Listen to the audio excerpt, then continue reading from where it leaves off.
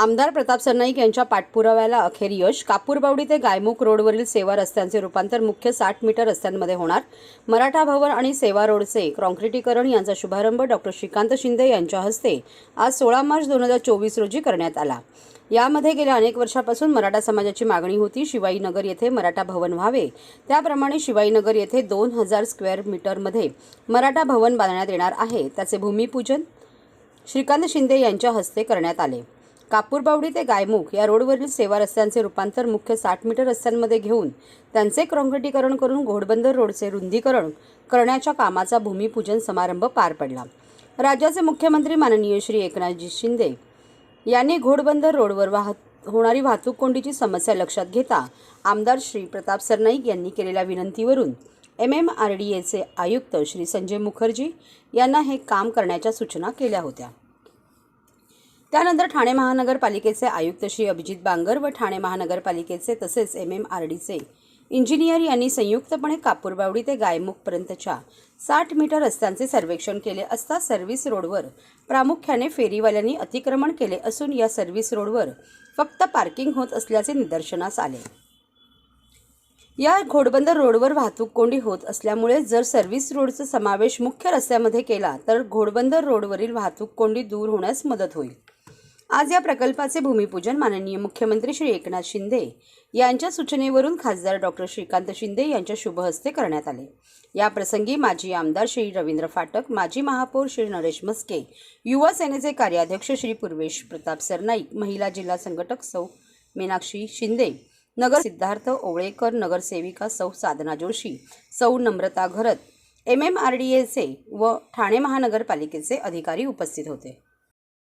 लोकप्रिय मुख्यमंत्री आदरणीय एकनाथ शिंदे साहेबांनी घोडबंदर रोडवरील जी वाहतूक कोंडी होत होती त्याची फार गंभीरतेने दखल घेतली आणि एक दिवस आम्ही ठाण्याहून मीरा भाईंदरकडे जात असताना ह्या सर्व्हिस रोडकडे बघितलं. प्रामुख्याने या सर्व्हिस रोडवर जागोजागी खड्डे पडले होते. त्याचबरोबर या सर्व्हिस रोडवर पार्किंग फार मोठ्या प्रमाणात होत होती आणि सर्वसामान्य लोकांना गाडी चालवायला काय पायी चालायला सुद्धा या सर्व्हिस रोडचा वापर होत नव्हता.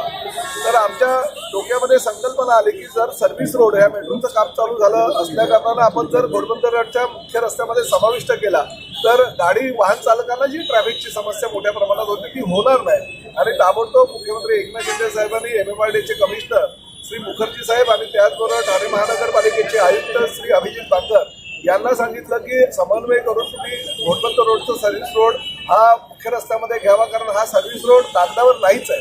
हा प्रामुख्यानं 60 मीटरचा DP रोड आहे जो पूर्ण कापूरबावडीपासून फाउंटन हॉटेलपर्यंत जातो.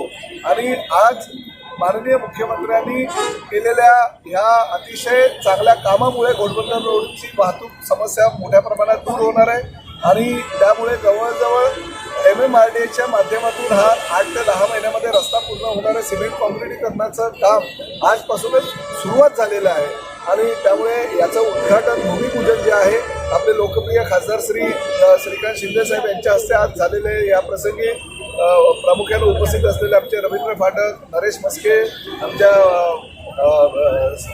ह्या ठाणे जिल्हा महिला संघटक शिंदेताई आणि ह्या भागाचे दिलीप ओवळेकर साहेब, त्याचबरोबर आमचे रवी घरत आणि इतर सगळ्या साजन प्रसाद इतर सगळ्या लोकप्रतिनिधींच्या उपस्थितीमध्ये हा कार्यक्रम पार पडलेला आहे. आणि लवकरच म्हणजे ताबडतोब आजपासूनच कामाला सुरुवात करण्याचे आदेश MMRDA कमिशनरनी दिलेले आहे. त्यामुळे घोडबंदर वासियांना हा मोठा दिलासा आहे. सर, मराठा भवनाचं देखील भूमिपूजन झालं. त्याचबरोबर गेल्या अनेक वर्षापासून मराठा समाजाची मागणी होती की शिवाजीनगरमध्ये जो भूखंड त्या ठिकाणी मराठा भवन व्हावं. त्या भागाच्या नगरसेविका परिषा सरनाईक यांना मुख्यमंत्री एकनाथ शिंदे साहेबांनी 5 कोटी रुपये त्या परिसराच्या विकासासाठी दिले होते. त्यातील 2 कोटी रुपये 2000 स्क्वेअर मीटरच्या जागेवर मराठा भवन आम्ही बनवतोय. परंतु आम्ही माननीय मुख्यमंत्र्यांकडे मागणी केलेली की अजून 25 कोटी रुपये द्यावा निधी, कारण जेणेकरून 100 विद्यार्थिनी आणि 100 विद्यार्थ्यांचं वसतिगृह सुद्धा त्या ठिकाणी निर्माण होईल. परंतु जागा निश्चित झालेली, निविदा प्रक्रिया झालेली आहे. 2 कोटी रुपयाचं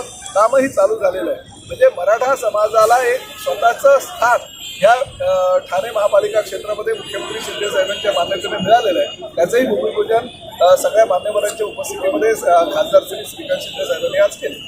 मुख्यमंत्री एकनाथजी शिंदे साहेब आणि त्याचबरोबर या विभागाचे आमदार प्रतापजी सरनाईक साहेब यांचा धन्यवाद व्यक्त करतो. त्यांच्या पाठपुराव्यामुळे जे आहे ते आज हा घोडबंदर रोड जर आपण पाहत आहे त्या ठिकाणी जे आहे ते अनेक फ्लायओव्हर्स वगैरे केले आपण. आपल्याच मागे आपण पाहतोय की मेट्रो देखील त्या ठिकाणी आता काही महिन्यांमध्ये जे आहे ते त्या ठिकाणी सुरू होईल. तर त्याचबरोबर वाढती ट्रॅफिक जी आहे ती कमी झाली पाहिजे. त्या दृष्टिकोनातून जे आहे ते रस्त्याचं वाईडनिंग त्या ठिकाणी झालं पाहिजे. त्यासाठी त्यांनी रोड वाईडनिंग जो आहे आणि हा सर्व्हिस रोड जो आहे तो मुख्य रस्त्यामध्ये घेण्याचा निर्णय या ठिकाणी घेतला आणि त्याच्यासाठी MMRDA यांनी मोठ्या प्रमाणामध्ये निधी जो आहे तो या ठिकाणी दिलेला आहे. भविष्यामध्ये जे आहे ते कापूरबावडीपासून ते गायमुखपर्यंत जे आहे हा रस्ता 5+5 म्हणजे 10 लेनचा जो आहे तो या ठिकाणी होणार आहे. जेणेकरून मोठ्या प्रमाणामध्ये जी ट्रॅफिक कोंडी या घोडबंदर रोडवरती होते ती भविष्यामध्ये त्या ठिकाणी होणार नाही. आणि त्याचबरोबर मराठा समाजाने गेल्या अनेक वर्षापासून मागणी केली होती की मराठा भवन त्या ठिकाणी झालं पाहिजे. त्याचं देखील भूमिपूजन त्या ठिकाणी झालेलं आहे.